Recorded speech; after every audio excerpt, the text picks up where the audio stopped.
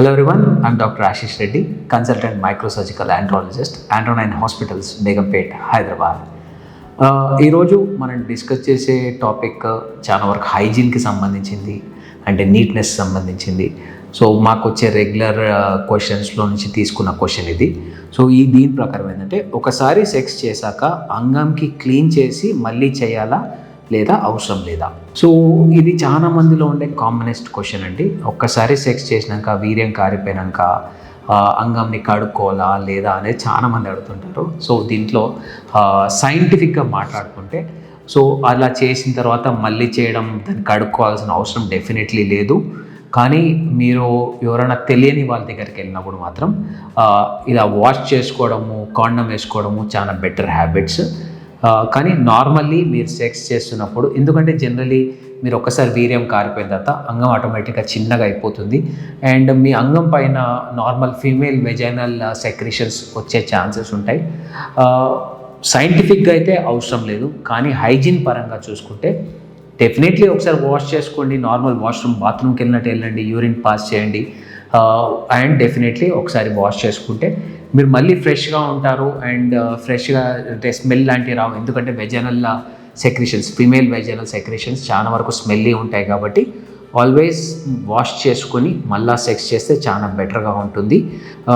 And urine pass ఎందుకు చేయమంటున్నా అంటే, generally any kinds of infection మనకి యూరెత్రా ద్వారానే లోపలికి వెళ్ళే ఛాన్స్ ఉంటుంది. కాబట్టి యూరిన్ పాస్ చేసేస్తే కొన్ని సెక్షువల్లీ ట్రాన్స్మిటెడ్ డిసీజ్ రావడానికి కాస్త తక్కువ ఇన్సిడెన్స్ ఉంటుందని కొన్ని పేపర్స్లో చెప్తున్నారు. కాబట్టి ఇట్స్ ఆల్వేస్ బెటర్ ఒక రౌండ్ సెక్స్ అయిపోయిన తర్వాత యూరిన్ పాస్ చేయడము, ఒకసారి కంప్లీట్గా స్కిన్ వెనుకని కంప్లీట్గా వాష్ చేసుకోవడం చాలా మంచి పని.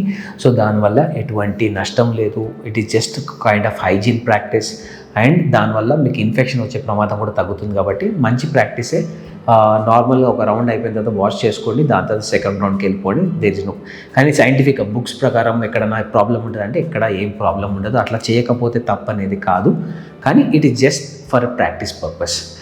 దీంట్లో సెకండ్ క్వశ్చన్ ఏంటంటే, సెక్స్ టైంలో స్త్రీ యోని నుంచి లిక్విడ్ వస్తే అది ప్రమాదమా?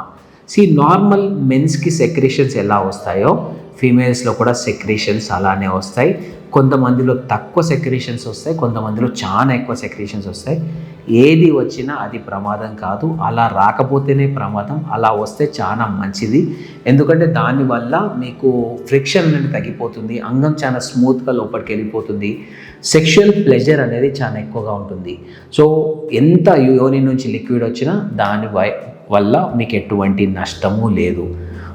ఇంకోటి కామన్గా వినే క్వశ్చన్ ఏంటంటే, సార్ మేము పిల్లల కోసం ట్రై చేస్తున్నాము, స్పర్మ్ కలిసిన తర్వాత స్పర్మ్ లోపలికి వెళ్ళిన తర్వాత వెంటనే స్పర్మ్ బయటకు వచ్చేస్తుంది, అదేమన్నా ప్రమాదం, దానివల్ల మాకు పిల్లలు అయ్యే ఛాన్స్ తక్కువ ఉంటుందా అని. సో జనరలీ మనకి స్పర్మ్ లోపట్ల, కంప్లీట్ సెమెన్ లోపట్ల ప్రోస్టాగ్లాండిన్స్ అనేటివి చాలా ఉంటాయి. ఈ ప్రోస్టాగ్లాండిన్స్ అనేటివి ఫీమేల్ వెజైనల్ వాల్కి ఇరిటేట్ చేస్తాయి. దానివల్ల వాళ్ళ బాడీ నార్మల్ వీర్యం లోపల రిలీజ్ అయినా కానీ బయటకి నూకేస్తుంది. సో ఇది naturally and normal mechanism. So కానీ ఆ కొద్ది ఫ్యూ సెకండ్స్ లోపలనే స్పర్మ్స్ ముందుకు వెళ్ళిపోతాయి. కాబట్టి ఒకవేళ అలా బయటకు వచ్చినా కానీ నష్టం లేదు. ఒకటి మేక్ షూర్ ఏంటంటే, ప్రెగ్నెన్సీ కోసం ప్రయత్నం చేసేవాళ్ళు స్పర్మ్ లోపలికి వెళ్ళిన తర్వాత ఒక హాఫ్ అన్ అవర్ నుంచి 1 అవర్ వరకు బెడ్ దిగకపోతే మీకు ప్రెగ్నెన్సీ వచ్చే ఛాన్సెస్ చాలా ఎక్కువగా అవుతాయి. ఇంకా ఫర్దర్గా ఏమైనా కామెంట్స్ ఉన్నా, మీకు డౌట్స్ ఉన్నా కానీ ప్లీజ్ కింద కామెంట్స్లో తెలియజేయండి, లేకపోతే నన్ను వచ్చి కలవండి. Thank you so much.